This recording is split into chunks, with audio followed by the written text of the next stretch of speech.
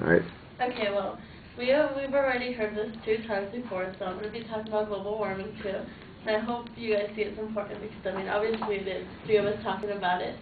So, I'm sure you guys have all driven by downtown LA and you guys have seen, like, all that air, like, coming out of those factories, like, pollution, you know, the smoke. Well, this smoke is, it's just polluting the air and it's affecting our planet, obviously. This problem is called global warming, and global warming is when carbon dioxide and other gases warm the surface of the planet by trapping heat into the atmosphere. This is causing our planet to heat, and it causes changes in climate. As former Vice President said, this is not a political issue, it's a moral. So it means we all need to get together and do something about it. And today I will explain what causes global warming, the consequences, and I hope I can persuade you to take action into doing something. Global warming is when the Earth's temperature is increasing at a rapid pace. It is caused by several reasons, which primarily include man-made and natural causes. According to scientist James Hansen, he states that the man-made causes are the most damage to the planet because they trap heat and warm the planet. Pollution is one of the biggest problems. The more people we have, pollution is one of the biggest problems. The burning fossil fuels is one thing that causes pollution. Fossil fuels are made up of organic matter such as oil, and another man-made cause of global warming is population. The more people we have means the more food we need, and the more food means more transportation, which burns oil too. So, moving on, the natural causes of global warming include the methane gas from Arctic tundra and wetlands. Methane is a gas and it's dangerous to our environment. A greenhouse gas is that traps the heat in the Earth's atmosphere. And now that we have an idea of what the primary causes of global warming are, I'm going to move on and we're going to talk over the consequences. The consequences of global warming are that it's causing glaciers to melt. Plants and animals are being forced from their habitat, so animals are becoming extinct. Statistics prove that the number of Category 4 and 5 hurricanes have almost doubled in the last 30 years. NASA's Institute for Space Studies reports that the Arctic is feeling the effects the most. The average temperatures of Alaska, western Canada, and eastern Russia have risen at twice the global average. Polar bears are dying because they are having to swim further to reach to the ice, so it's causing them to drown. The United Nations Panel on Climate Change predicts that the global temperatures will rise 3 to 10 degrees Fahrenheit by the end of the century, and that's enough to have the polar caps melted. So this means that the ice melts, a majority of our country borders will be underwater. So places like San Francisco, New York, and Florida will be all underwater. Scientists believe that by summer 2050, the Arctic Ocean will be ice-free. And now that we know the consequences of global warming, let's see what we can do in our part in order to save our planet. Each one of us is a cause of global warming, but each one of us can change it. There are numerous ways in which we can change this.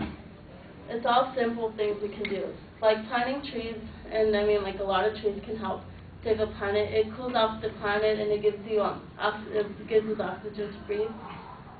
Driving a car that requires no gasoline can reduce the pollution that's giving out carbon dioxide. Keeping our heaters and air conditioners at a 78 degrees will help save energy. Remember, the higher you set your thermostat, the less energy you save. So simple things such as keeping the speed limit can also make a difference. When you get step on the gas, it pulls out pollution. So that's another way we can do. And using solar energy is free, and it uses all the energy coming straight from the sun. Using CFL light bulbs that requires less energy can make a difference too. Recycling is another step that we can take to make a difference. For more information, there's a website you guys can all log on to. It's really interesting. It's www.freeenergyunited.com, and help us overcome this crisis. Remember, the solution is in our hands. We just need to be determined to do something about it. It's affecting all of us, including the animals and stuff. So now that I've explained what global warming is, what it's doing to our planet, and what we can do to save it, in conclusion, I believe that we can all make a difference. We just need to step up and let's do something about it. So let's go out there and put our knowledge into action and take action on this issue.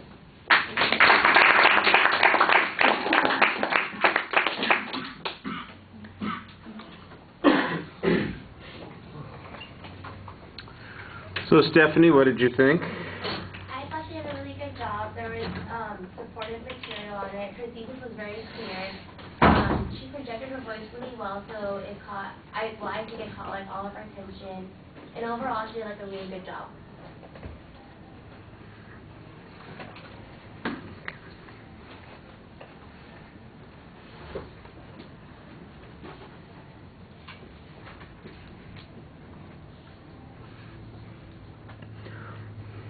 All right, I thought the reference to the other speeches was fine. I didn't quite get the visualization that you had about all the factories in Los Angeles, but the smog issue is easier to see. It sounds like you've got a policy claim. That's your initial argument. You set up the structure pretty clearly. We know where you're going. And by the way, when you get to the end of the speech, I thought there was a very nice summary of the points that you had tried to make and a reminder about the goal that you had for the speech. So that also helps on the structural issues. On the content, there are a couple of things that I thought you started off pretty well with. There was a citation from the one authority talking about the impact of global warming. But after that, it seemed like a lot of the claims are sort of conclusionary. You're taking them as premises instead of arguments. And since we know from one of the earlier speeches that there are doubters on some of these issues, you definitely want to make sure that you build up the argument on these points. For example, there's one discussion about the polar bears dying from starvation, and I have no idea where that information came from, what the numbers are, and the relationship to global warming. You kind of have an explanation of what it is, but again, I didn't get a source citation on that, so it just sounds like one of those apocryphal stories that goes around, and you need to be a little bit more convincing on that. And that's the way it is with some of the other points as well. You've got plenty of time in the speech to add content to it, so it's not going to be a problem there. When you get to the solutions, they're pretty basic. Some of them are a little rushed through. I did like the fact that you kind of tailored some of them to the audience that you're talking to, the reference to every time somebody hits the gas, for instance, on their car,